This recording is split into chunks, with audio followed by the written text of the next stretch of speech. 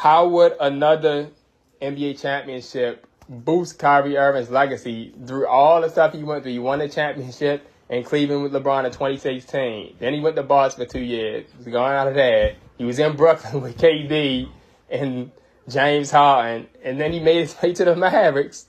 And he's back in the NBA Finals. And you know how the media was always talking about him, that he's not a good teammate and stuff. And like they don't know what the other person, they don't know what the athlete is going through themselves. Mm-hmm. You don't know these people. Let me say this straight up and down. I think Kyrie Irving should retire. I think he should announce his retirement today. Clearly, you don't want to play basketball bad enough. Now, you might still want to get the $33.4 million, obviously devoid of some of the docked pay you'll receive because you haven't complied with safety protocol measures, and as a result, the league is going to determine when you come back instead of yourself, or taking personal leave and obviously forfeiting game checks or whatever the case may be. But still in all, at the end of the day, you know what, you're still going to get, you know, in excess of $20 million at the very least, even though you're on the books of $33.4 million this year. Kyrie Irving has not prioritized basketball. I'm not saying he doesn't want to play all together. I'm saying he hasn't prioritized it. And how fair is that to the Brooklyn Nets? How fair is that to Sean Marks? How fair is that to Steve Nash, a coach that he endorsed bringing on board, a coach that he wanted, a coach that he fully supported? How fair is that to his brother, Kevin Durant? Right. And now, but what would another championship add to his legacy? I think it will really boost his legacy, like you said, and it would be way better because he's not in the shadow of LeBron this time, who we always considered the best player in the NBA for the longest time. And on top of that, he only been on Dallas for 1.5 seasons. You already made it to the finals in second year. Remember, we didn't even make the playoffs or play in last year. And then we went from this season all the way from that to the finals. In his first 4 seasons. Right. So, to me, it will greatly boost his legacy outside of LeBron and playing with the other stars and KD and Harden in Brooklyn. Then going to Boston with the young Tatum and Brown. They thought he was going to be a leader, but he couldn't get along with them. He was there for 2 seasons. But it's working with Luka in Dallas. So, we'll see. His boy Jason Kidd, Yeah. He just said it perfectly. I mean, I could always add to it because it would be phenomenal and it would tremendously boost his legacy. But at the same time, I feel like it would be extravagant to the point of his legacy here. Now it could be all the way up here, and it will all be none of his doing or his fault. Not one time has Kyrie ever put himself in this limelight. Not when he was at Houston, got injured, and got drafted number 1 and only played 10 games. He didn't tell us to do that. They put him in that limelight. They put him in that limelight when he got drafted. He was on cast by himself, and then LeBron came back. When he was the man in that finals against the Warriors and that big shot in Game 7, he didn't do none of this. When he said that, oh, him and LeBron are mad at each other, that's why he left and went to Boston. He can't get along with Tatum and the young guys. When he was in New York and Harden got hurt, but he was still out there with fucking KD trying to fucking go to the finals. Like, none of this has been his fault. He was labeled a problem in New York. He couldn't play. He was told he was selfish. He was this by all the media, by my favorite people, the TNT personnel. He was labeled a bad guy. And even when he went to Dallas, oh, good, he out of book and boom, boom. Labeled a bad guy for what? For being himself. So to finally get this, to be told he wasn't playable with another superstar, that's why LeBron ain't. Now to be with Luka Doncic and they over this bitch laughing and he ha and shit, looking like motherfucking 2 best friends and shit. Like it's a beautiful thing to see. I just feel like getting this championship will really be all he needs to do to shut people up without having to open his mouth. Sure. Great. Well fucking said, y'all. Stand down. NBA Finals. All right, I got some trivia for y'all. Y'all know I love the trivia. Let's see if any of y'all will get this. All right. So, Luka Doncic leads the NBA playoffs in scoring, rebounding, and assists heading into the NBA Finals.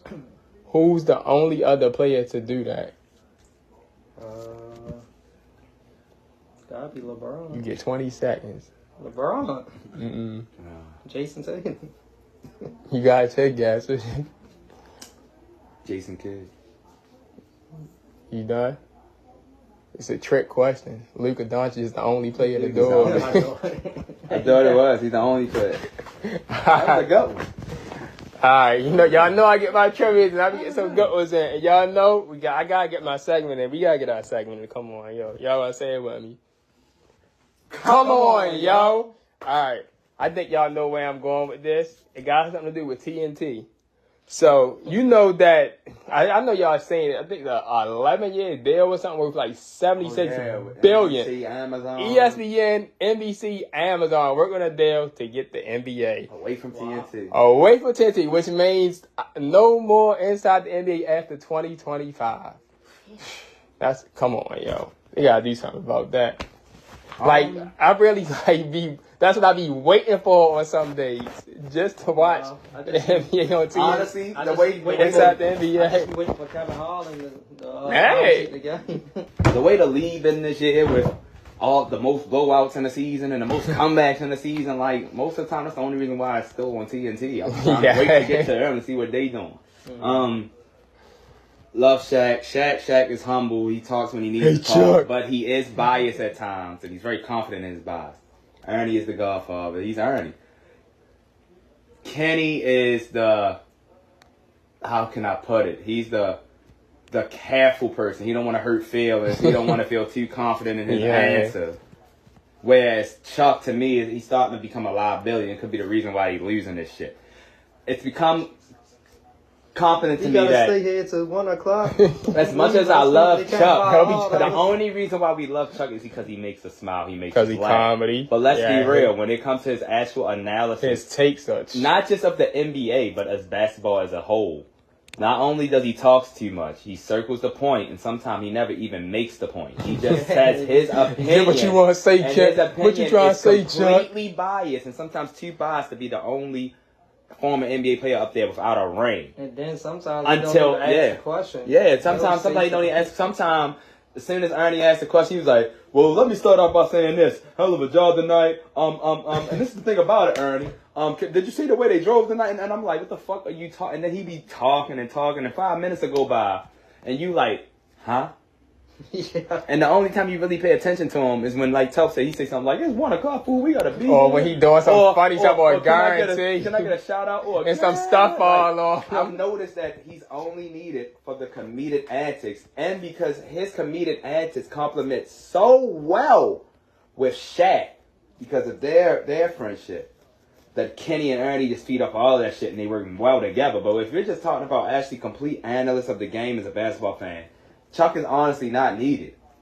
And he hasn't been needed for a while as I look at it now. So I feel like he could have been one of those links that hurt it, because when you get a J.J. Redick analyzing the way he's analyzing now, and now you get Jamal Crawford on the commentary analyzing. Oh, yeah, I like McCrawford. You're really seeing the difference between former NBA players that really got love for the game and a guy like Chuck, who feels like he acts like he's over the fact he never got a ring, but you know that shit fucks with him, that he sees all these guys that one day are going to be the reason that they push him out of the top 50 greatest, top 75 players. Because at the end of the day, when the top 100 come around, Chuck might be on there because he ain't got a ring, bro.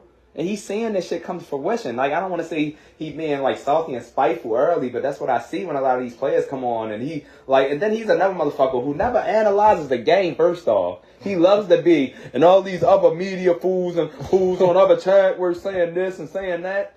Nigga. And we talking about your show. Because you agree with somebody. Nigga, they be talking about you when they say other shit. They don't be talking about Ernie and Chuck and Kenny and Shaq.